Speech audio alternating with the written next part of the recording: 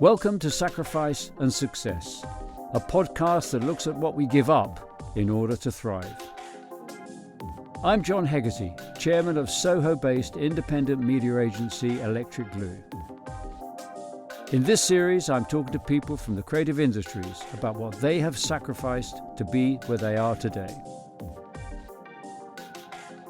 With me is Lord Daniel Finkelstein, OBE, a renowned journalist and politician.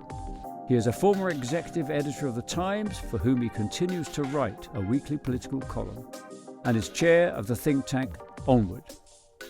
Daniel was made a member of the House of Lords in 2013, sitting as a Conservative, the party he joined more than 30 years ago in 1990.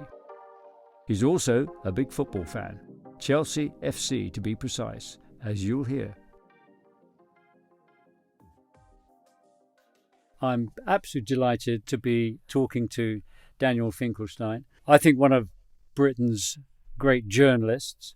Of course, I'm a Guardian reader and he's a Times reader. So yeah, hopefully we'll find some common ground somewhere along the line. Daniel, I always think journalism requires great sacrifice. And it's not just your liver that you have to sacrifice, but all kinds of things. Do you kind of look at it and think, I've had to sacrifice so much, but actually I've enjoyed it? I think that would be terribly self-regarding, so I've never thought of it in that way. I'm incredibly lucky to be doing this amazing job. And all the time I see people doing these incredible things, which are either extraordinarily hard or they're doing them extraordinarily brilliantly. And so to think of myself in a sort of, to congratulate myself on my sacrifices would be an embarrassment. So I don't do that. I do agree with the fundamental proposition. Of course, you have to make choices. I think it's probably the root of everything that I write and all of my politics, that you have to make choices and rank things and sacrifice some things in order to gain others. Absolutely, I do think that. But I don't think of my career in quite that way because, I just think it would be sort of, as it were, as I said, it was self-regarding. I think you're being very modest because I accept obviously that answer, but I do think it's a very precarious profession, isn't it? I mean, and especially today with the way news is being disseminated, all of a sudden newsrooms are being cut and things like that. So you can see that as a profession, it could easily suffer enormously, and you've got to have great faith in it. Absolutely. Look, when people come to talk to me about being in journalism now, I said you've got to take a cold look at what's happened in the world of media, that people are moving to a lot of audio-visual media, that there's a lot of challenge to the paid media from free press and free media, and that particularly for some new entrants, salaries and job security is very poor. And so you've got to love it if you're going to do it. And that is a big trade-off. Well, like any career choice, it is. But it doesn't put a lot of people off, actually. It's still remarkably popular, particularly the thought of becoming sports journalists, but also political journalists. Well, definitely. I mean, so do you think technology has changed the way you write? Is it affecting your writing? Well, definitely. I can't imagine writing without being able to use sophisticated word processing software. It would be awful. Actually, that's not quite true. I can imagine it. When I first started, I worked for a magazine called Network, which was the first magazine for linked computer networks magazine. And ironically, we only had one computer which wasn't linked to anything, which we'd won in a competition. And when it wasn't your turn to use the computer to do an article, you had to use a golf ball typewriter. Remember them well. It was correcting, so it was one step onwards from kind of completely manual typewriters, electric and correcting, but it really did make it harder to write. So I do write actually in a way that's fundamentally suitable to a typewriter. I tend to write in a linear fashion. I start at the beginning, and then eventually I reach the end. And I don't tend to do what other people will do, which is write a lot of stuff and then cut it. So I do the technology hasn't probably altered that much, but it's just so amazing. And I tell you, the other thing that is incredibly important is just the internet. Actually, forget the word processing software. The bigger way it's influenced me is simply having the internet itself. I'm just working on a book on my parents, and my aunt had left a list of the children that she and my mother and their sister had played with on the streets of Amsterdam. It was a little kids club newsletter with the children listed on it. And there are 17 children on it. And I was able to trace the fate of 15 of them. Wow. Just simply, I mean, it wasn't absolutely only the internet, but it was primarily. So my view is that the accuracy and depth of information that journalists are able to, and authors are able to access and provide to their readers is simply infinitely greater, and it offsets, I think, any kind of challenge that the internet might provide to journalism. I'm very keen on reading about the history of the Times. In my view, the Times has never been stronger than it is now journalistically, simply because of the sheer quantity and quality of the information we can access and provide people. The color pictures, the extraordinary ease with which we can create and change headlines, the flexible layout. Those things are just a big step on from what we were able to provide even 20 years ago. And of course the reach, because 20 years ago you had to print the newspaper and give it to me, or I had to buy it. Now I can subscribe and be in Kuala Lumpur reading the Times. So it's a phenomenal opportunity for organizations with great ethics and great values, and that people will buy into. Just going back there for a moment, but you touched a little bit on you're doing this book on the history of your family, and of course your mother was at Bergen-Belsen, and you don't mind me asking this, but I kind of look at that and say, how does that, however you want to describe it, not constantly affect your life? How do you not wake up every morning angry? Oh, no, I never do that. I don't think I've ever done that, and I don't think Mum did either. She, and also the other part of the story, the reason why I'm writing about both my parents is my father was in Siberia, his father was in the Gulag, and I don't think he did either. It was partly I'm pondering this very point at the beginning of the book that I'm writing, because what was remarkable about both my parents is they were neither of them like that, and they didn't want us to be like that.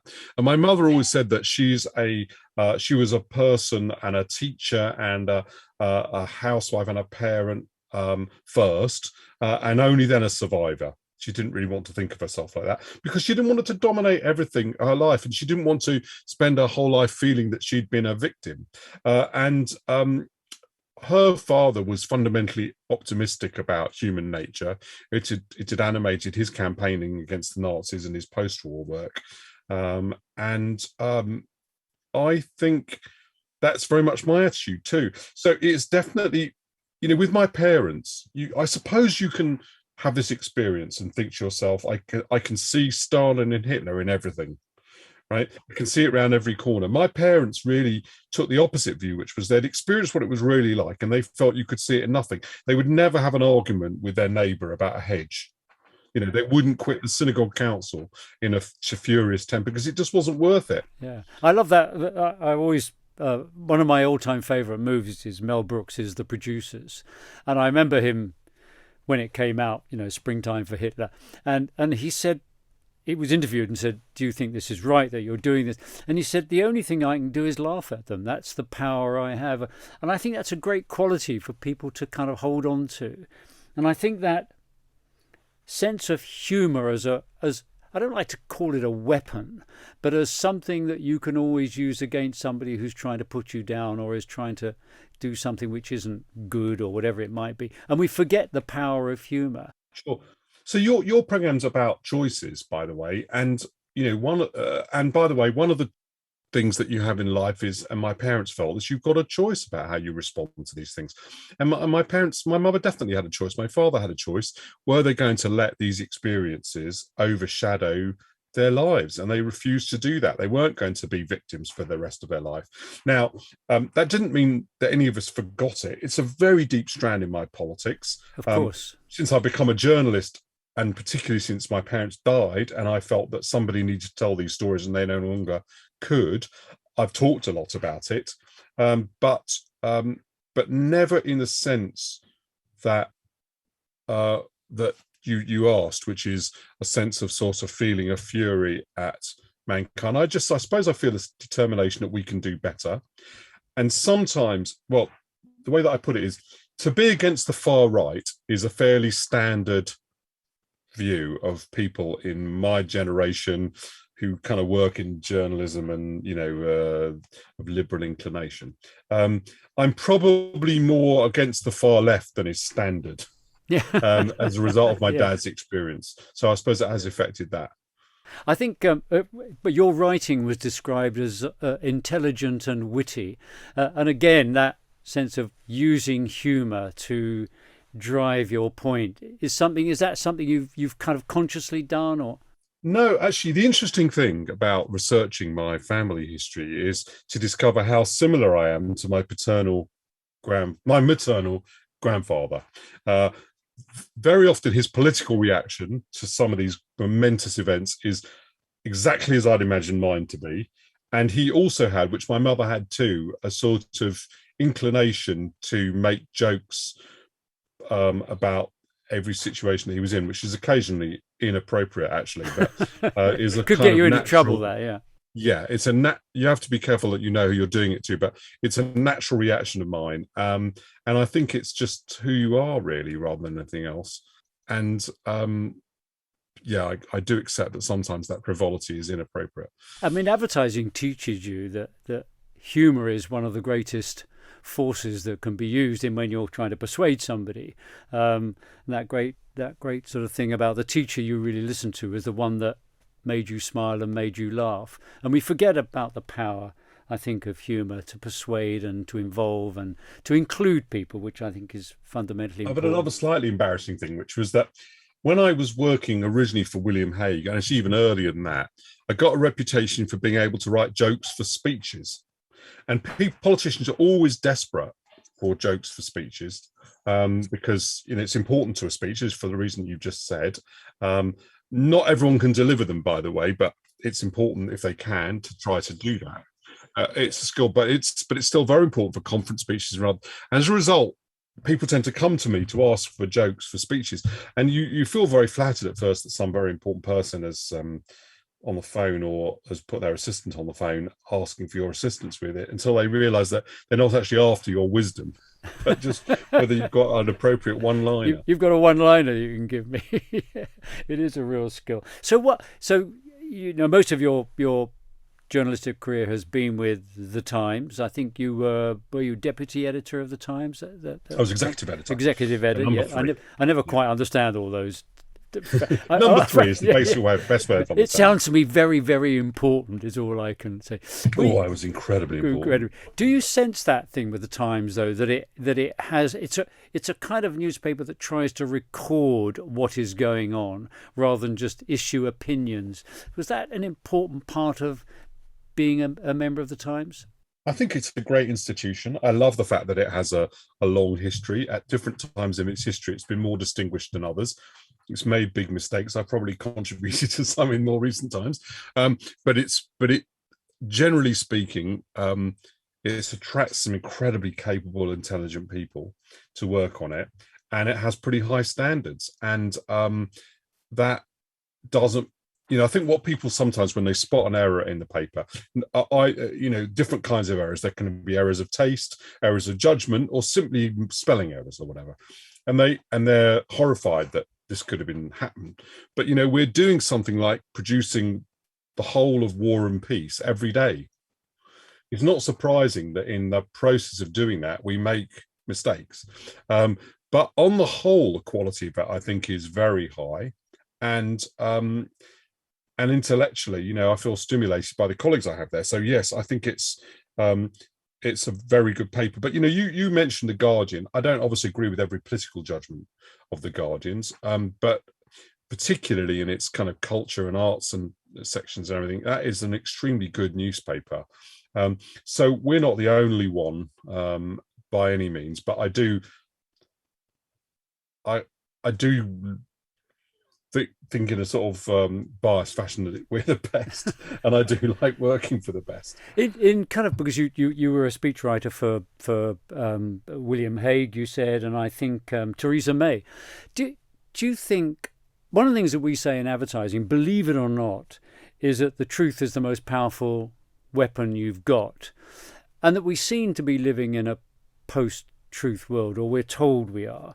I won't go into the current Prime Minister because that'll get us off into a different road. But the power of truth in a political context seems to be very questionable, and getting people to understand that it's important seems to be something that I think we've lost. Yeah, okay. So there are a number of things I'd say on that. The first is, it's interesting to talk about the power of truth. It was one of my grandfather, my mother's father's great beliefs in it. His life's work was collecting material on the Nazis that they'd produced themselves and just simply showing that to people in an attempt to persuade them. And interestingly enough, it didn't work by itself, but it was powerful, and he believed very strongly in it. And ultimately, it was used in the Nuremberg trials and the Eichmann trial, so it did triumph in its own way. So I first of all think that the truth is very powerful and it's very important. One of the things that I do when I talk to politicians, when I talk about how you might handle a question, I said, can we start by understanding what you actually really think about this and what you think the truth is? And then we can go from there. Because if you can establish that, and you can then say, well, why might you not be able to share that particular thing with the public at the moment, then you can do that in an honest way. And I think that is the most powerful thing. And where I'm successful, the person I'm talking to will accept that. One of the less well-known reasons why politicians sometimes don't tell the truth is because they don't know it.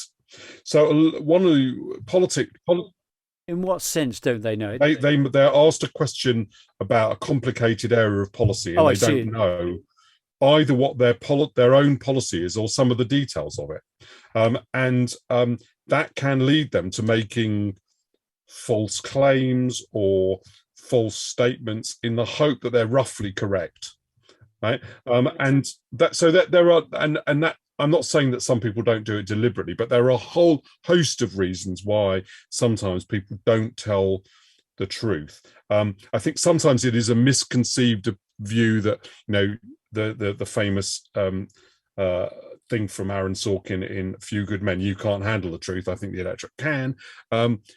Sometimes it's because they worry that they'll be letting others down because an agreement hasn't been reached with others yet, and they can't therefore say what they really think because it hasn't been agreed with other people, and that leads them to. And sometimes it's because they don't actually know what they're talking about, which is a more frequent thing than one would imagine. I mean, I would accept it if they just simply said, "Look, you're asking me a very detailed question about a very detailed policy. I don't know the absolute details. I can't really answer that at this moment in time. Come back tomorrow."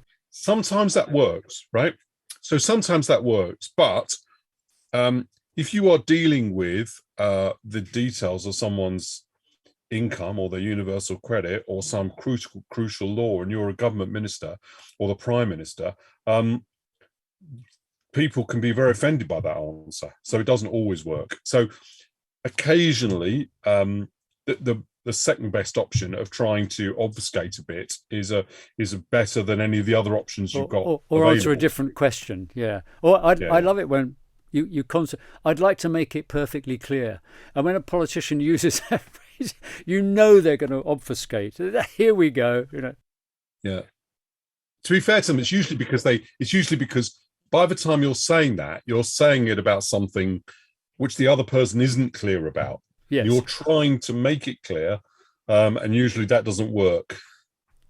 Well, there must have been, when you were there as executive editor, and were there many stories that you thought, we just can't print this? I don't remember many things like that, but there have occasionally, I know, and I don't even want to talk about, well, there are occasionally pictures of people, for example, like hugely personal moments of tragedy, and the paper decides it's inappropriate to print those stories. The most famous and most difficult one of these was Charles Kennedy's alcoholism, because when it then became he admitted to it, or admitted to it. He said that, he said it was a problem that he was suffering from. Everybody said, well, we all knew that. And to a certain extent, we did. But did we know it well enough to publish it? And secondly, was it appropriate to publish it? Those were very difficult questions. And in the end, it didn't get published, that story, until it happened. So I suppose that was, and actually on one occasion, one of my colleagues did publish it, and something alluding to it, and the Liberal Democrats attempted to sue her. So we had to actually withdraw it because we couldn't get his colleagues to agree that they would appear in court if we were sued. But that's counter, isn't it? That is, it's great to hear that, because that's counter to what people believe, that the press will publish anything if they possibly can, and it's all about sales rather than it's about the integrity. I'll tell you another example of this, actually. I'll tell you an example of a story we really didn't run, and I think that was right. We discovered 24 hours before the opening ceremony of the Olympics that the Queen was going to do that thing with Daniel Craig. Daniel Craig, yeah. And we had a discussion about it at news conference, and my brilliant colleague Anne Spatman, who was at that point comment editor, said, there's not a single reader we've got who'd thank you for running that story. Yes. And spoiling everyone's surprise. And we didn't run it. And you didn't run it, and quite rightly so too. But sitting in those meetings, though, I mean, you are kind of, in a way, you're part of history in the making, as I like to say. Do you miss that? Do you miss that sense of not being there because you've stepped outside of it slightly now? No, I still go to those. I'm still involved in quite a lot of those meetings, and admittedly, I don't do it every day, but I do quite often go. And it is very exciting. And leader conference in the Times can be very exciting. It can, you can feel that it really matters, and you are also trying to make up your mind on big questions. So that can be it can be very. Look, I that is definitely one of the reasons why I've opted to have my career in politics and journalism. The probably the best single exposition of why most people are, really find politics unbelievably stimulating, in addition to what the opportunity to kind of advance your opinion, is the room where it happens in Hamilton. Yes. There is something amazing about being in the room where it happens. Yeah, that's it. Getting close Hamilton, to the fire, as they say. Well, that song was about two things. It was about Hamilton and Jefferson, Madison getting something done that they both wanted to do, and doing a deal, that's something they believed was the right thing to do. But it was also about Aaron Burr saying he'd wanted to be in the room where it happened. I think that was a brilliant exposition of political motivation. The other thing, I mean, your Everything in Moderation, which is this wonderful collection, this book of yours with a collection of all your articles, and you're a great proponent of moderation. But again, it's hard making that the hero, isn't it, in a world where people want or seem to seek extremes? Yeah, look, there is a bit of a methodological flaw, which is, of course, everyone's idea of what is moderate will be different from everyone else's. And my idea of what moderate is hews quite closely to things I think are right. I do recognise that there's a kind of flaw in it, but I do think, even so, there's something in the idea that, so some people say all that moderation is splitting the difference between people, and I said, well, if that is all what that it is, that isn't such a bad thing.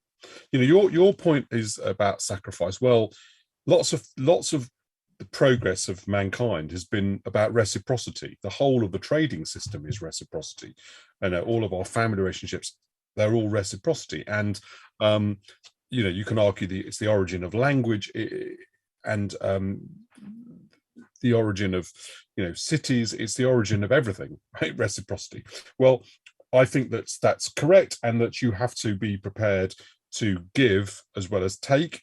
And I think that compromise and accepting that you can't have everything that you want is of itself, in itself, a generally good thing as a way of progressing in politics, as well as being, probably the only way that you'll ever create electoral coalitions. But do you think that is sort of in retreat right now, that we seem to have? I mean, they're all kind of, you look at what's happening in America right now, you look at the argument over Brexit, there's almost a sort of, there isn't a willingness for people to listen to the other side and see that they might have a point of view and talk it through. People take sides without any sense that I could be persuaded, and that seems to me intellectually weak. Well, I think some of whether you compromise is how you structure conversations, and we can see that with Brexit. Right, this was an issue on which we had achieved a lot of compromise over a very long period of time, and once we went to a referendum and it was all or nothing for both sides, the whole system of compromise, which works through a parliamentary system, kind of broke down. I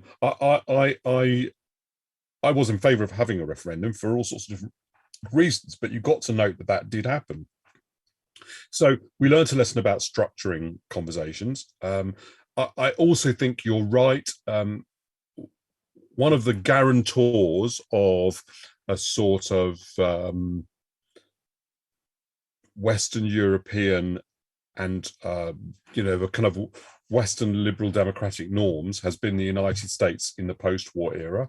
The kind of Truman and Roosevelt's decision to support that norm in West, and their retreat from that norm has profound consequences. So yes, I think I worry about that in a way that I've never before. The way that I'd put it is, could what happened to my parents happen to us now? And I've always previously said absolutely not. Now I would say, well, it probably won't. But could I say absolutely not? No. And should that should worry us, shouldn't it? That Of course it should. A terrifying thought, that we should even, as you say, probably not, as opposed to not, and that whoever listens to this is something that we should all be very, very concerned about, because what a sacrifice we would have to make then. You're listening to Sacrifice and Success, a podcast brought to you by independent media agency Electric Glue. You're now also in the Lords. Do you think it should be reformed? Do you think it needs... I might be putting you on the spot there. No, that's not putting me on the spot at all. So I didn't regard accepting a peerage as being an endorsement of the system particularly. It was just, well, they've got one and I was offered a peerage. But I've always felt that reform was necessary. And going in, has changed my view in two ways. One is I can see much more strongly why it exists, what it does.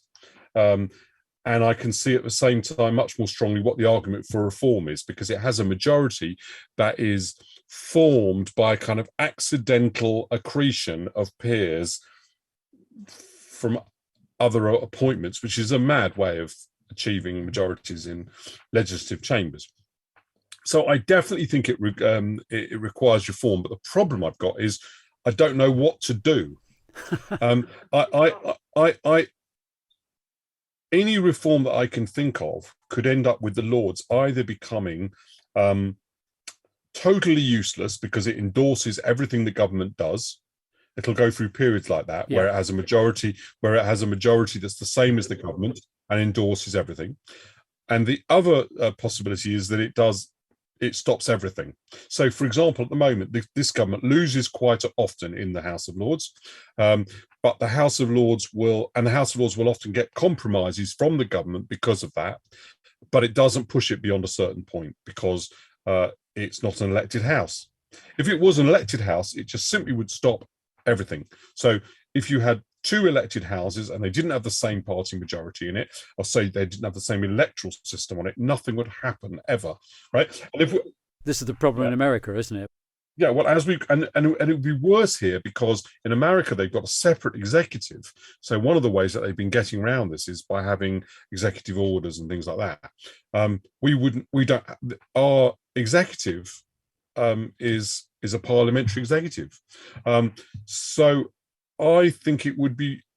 There are other countries who do things a different way, but I think we would have to reshape who the government was and how he appointed the government before, for example, having a directly elected prime minister, which would be the direction of which we've been going in anyway, before we started to reform the House of Lords. And you can't just reform one bit of it. So my view is kind of yes to reform, but then I start, every time someone proposes one, I'm not in favour of it. It just doesn't look very good.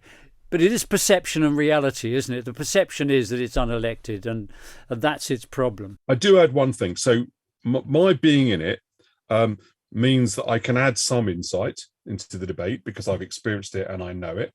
But it also means that I'm invested in it. And so therefore you have to discount for that. So it's quite I think the House of Lords is quite a tricky question.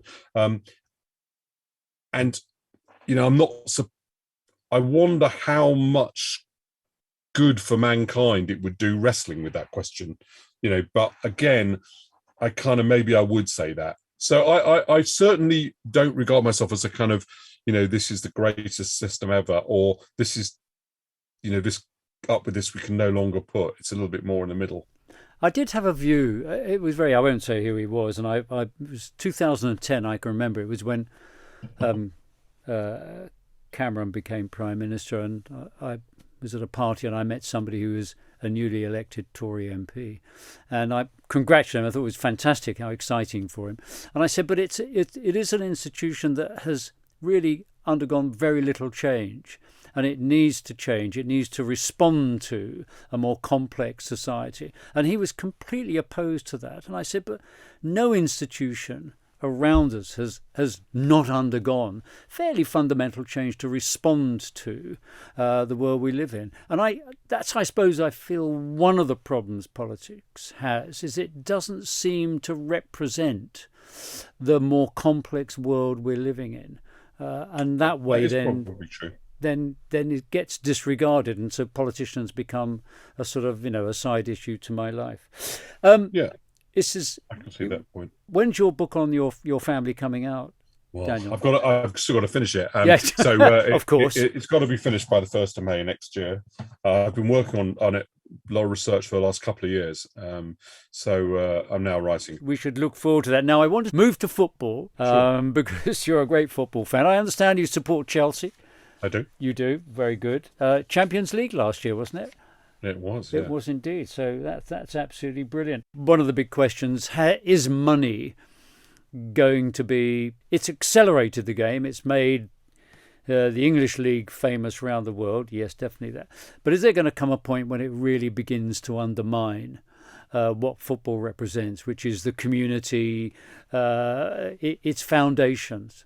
I think the biggest concern I've got in football at the moment is the economic stability of the pyramid, right? So of the football pyramid, that's all the lower division clubs. The fact that they can be quite easily taken over by people with almost no checks, who then make very risky and irresponsible investments with absolutely no regulation of their sustainability. And I think that does have to change. I think that the problem of competitiveness isn't really just the Premier League. It's actually the Champions League. If a team gets into the Champions League, it gets money, and you can then reinvest that money in its domestic competition, ensuring its future presence in the Champions League. And that is, and if you were to remove the Champions League, I suspect you would remove quite a lot of the attractiveness of football, undermining the whole of the game. So it's quite a delicate problem, I think. And, again, it's a structure that going almost like the House of Lords. Oh God, please don't touch it. It's so complex. Well, it is. Again, with all these things, I think the best thing to try to do is to try to see, well, where can we make this better? What can we do? Work with what you've got. My view is the football pyramid is not properly regulated. The fit and proper persons test, the test of who owns football clubs, is not properly implemented. The game's rules about finance and ownership are not properly enforced. I think you can do quite a lot without before you decide that you're going to tear everything up, right? One of the reasons, I think that's actually the best approach to reform. But I do think some of those problems in football have become quite urgent. It is that kind of, I always think it's one of the world's great misquotes when people say, money is the root of all evil. Of course, that isn't the actual quote. The quote is, the love of money is the root of all evil. And it's quite a significant difference in that. And that you can see how possibly the love of money is undermining it. Should fans have a kind of percentage? Should there always be a percentage allocated to fans? My view is there are some bits of the game, like the badge, the kit, maybe the stadium as well, certainly borrowing against the stadium, and the league registration, that fans ought to have some control over. Although trying to define what a fan is, right, who exactly is a fan, that is quite difficult, because then you're saying you can only have a say in Chelsea, for example, if you've got a season ticket or a membership, both of which require money to acquire. But nevertheless, I think that should exist, and I think that problem is soluble. And I think what we learned from the European Super League was the absence of that is quite serious. So yes. I do think fans ought to have a stake. I think it might not be very practical, given the sort of amounts of investment that's necessary to put the fans in charge of it. And let's, for example, say that you decided you were going to have fan directors. The problem with those people is they may become liable for the decisions that you that you make. There are legal difficulties with doing that. But I do think we need to do something about fans' control of the fundamentals.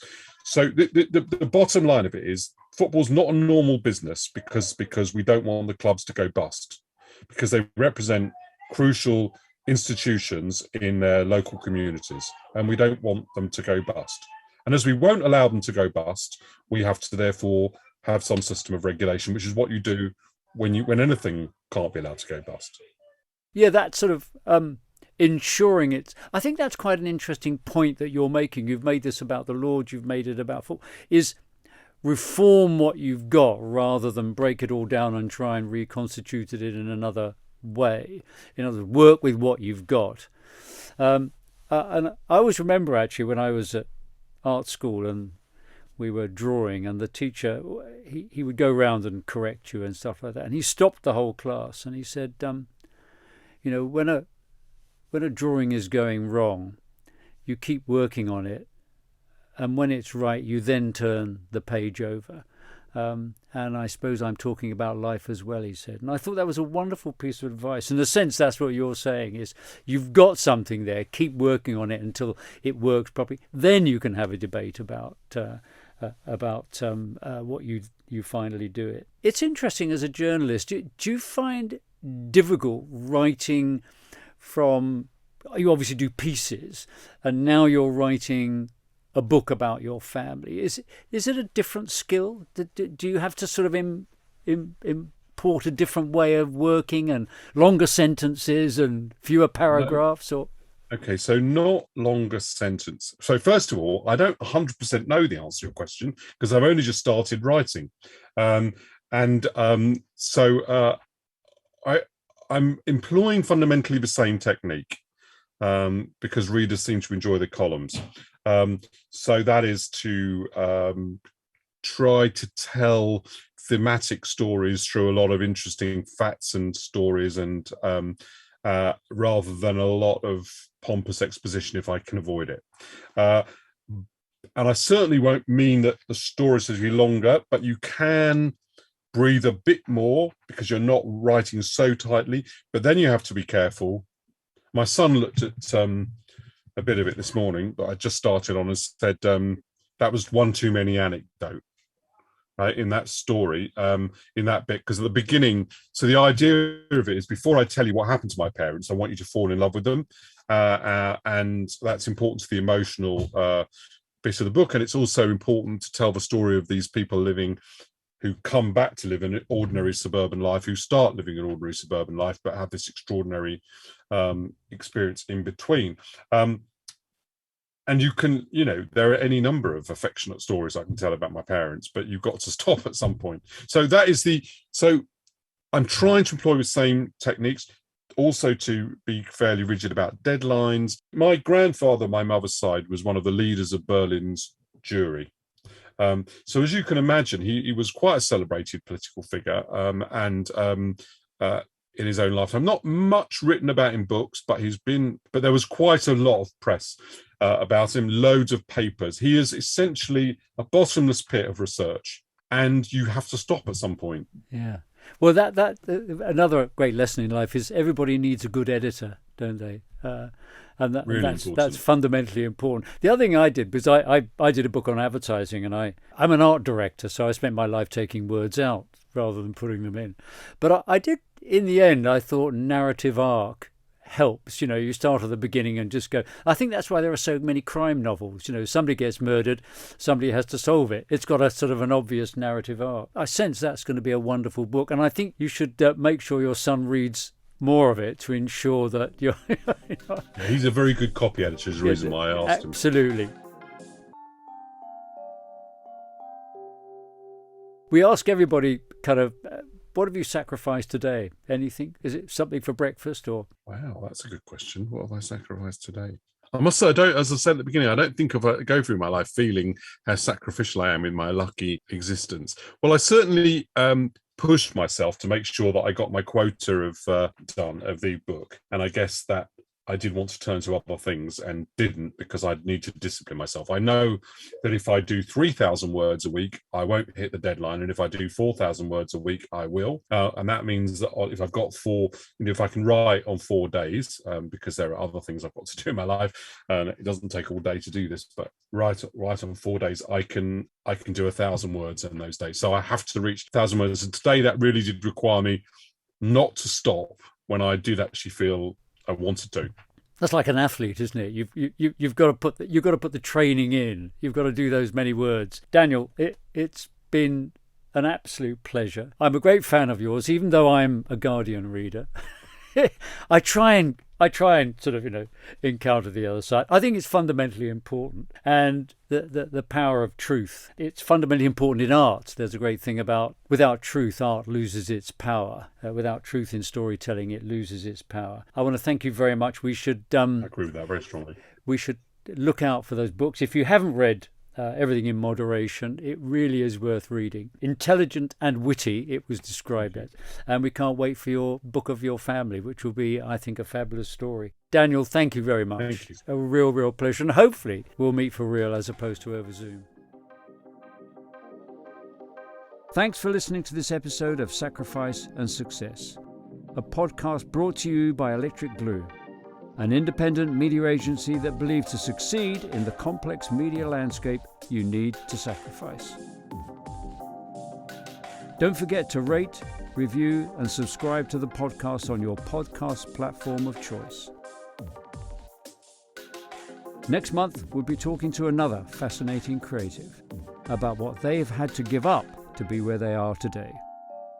Until then, goodbye and good luck. This podcast was created by Soho Radio Studios.